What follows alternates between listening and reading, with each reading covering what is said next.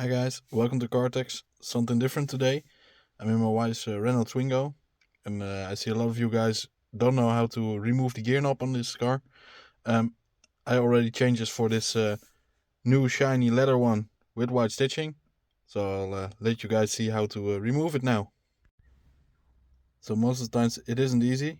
You need to grab the gear knob and just pull it towards you. So just like this, you need to pull it, or which in case you are the most grip. It's not really easy in most times. This one is really fixed too, but I'll try to take it off.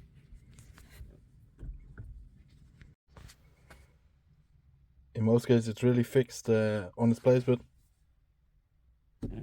this one isn't anymore. If I press it full in there again, it clicks and it's in place again. So it's a bit of a hustle to get it off, but you will get there. So please like, subscribe and share, and until next time guys.